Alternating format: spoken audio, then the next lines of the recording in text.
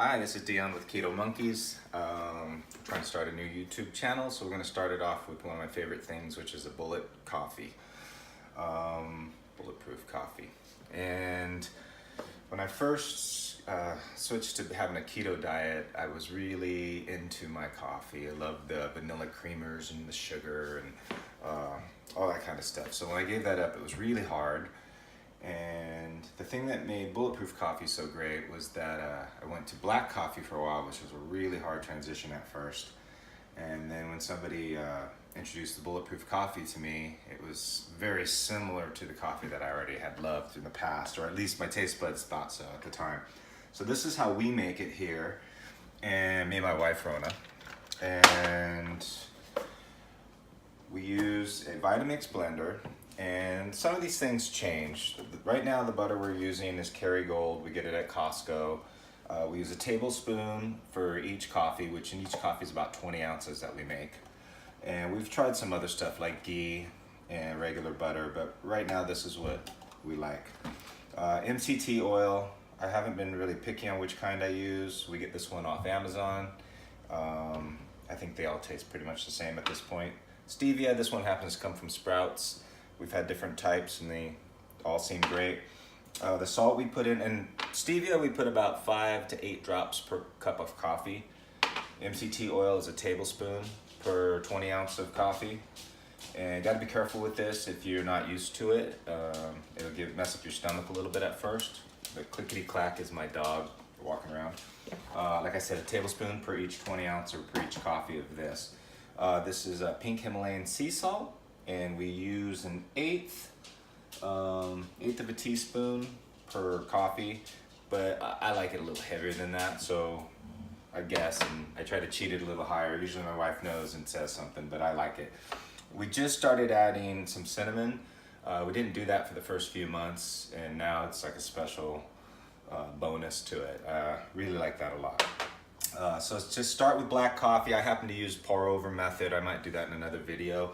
I like French press a lot. I like pour over, and I like kind of a plain coffee. I don't want it to be too strong. So my favorite was the Kona. I was doing Kona Gold Coast from Sprouts.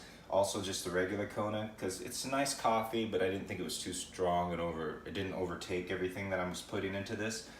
For black coffee, I found my favorites right now is Peet's Major Dickinson blend, and it's strong, but I don't like it with my bulletproof coffee because I think it kind of fights the other stuff going on. But for black coffee, and that's what I had first in the morning because I'm doing my intermittent fasting, this is what I have.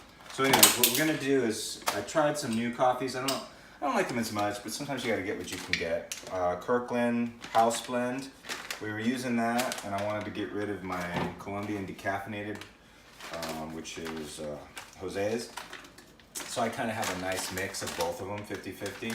It's good enough for now. I didn't want the coffee to go to waste. I grind my coffee, and I grind enough for about 2-3 days. I know if I could do it fresh every time, I would. I just don't have that much time, and the grinder's a little noisy at 5 a.m. So I do enough for 2 or 3 days. And so anyways, let me get started with that. It was the one thing I didn't grab was my pre-ground coffee. Oh, but I don't need to. I've already made it. So just to save time, this is the coffee, the pour over. There's enough to have 2 cups that are 20 ounces each. So I use a Vitamix blender, which is a great blender, but you can do this with an immersion blender too if you want the nice froth. The immersion blender we use once in a while is a Cuisinart, but they're all pretty much the same. So I have my coffee in here. This is the Kerrygold, 2 tablespoons of butter. It's pre-measured on there. So I just kind of cut it. I had that ready to go. The salt, I already did it. It's a 1/4 teaspoon.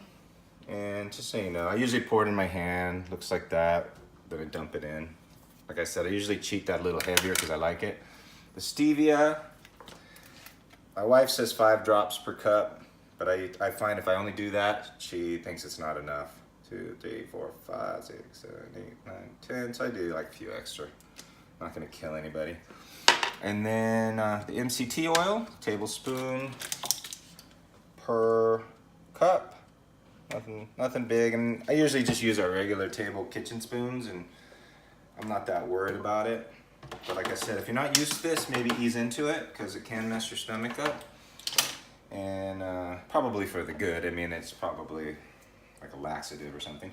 Now, cinnamon, I just kind of guess this one, you know, just to taste. If it's too much one time, go a little less. And that's it. That's everything. But like I said, you need to get it mixed up pretty well. I use my Vitamix blender.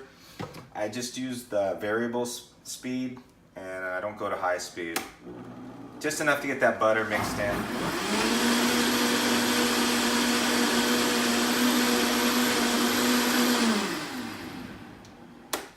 And that's it. So here's my coffee mug.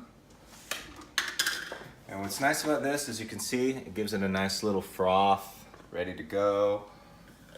It's nice and hot.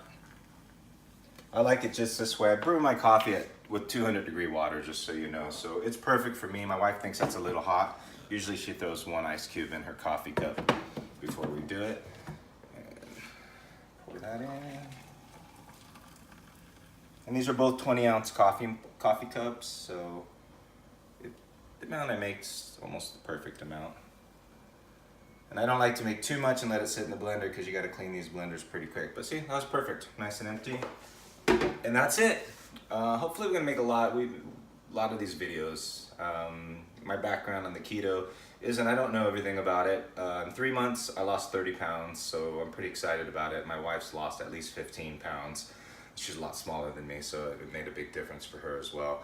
And we get a lot of friends that ask us just what we're doing and how we're doing it, and I keep answering the same questions over and over again. So I thought I'll just start making videos, and might be a lot easier that way. So if you like it, you want to see some more keto stuff or whatever we're up to, hit the subscribe button. Thanks.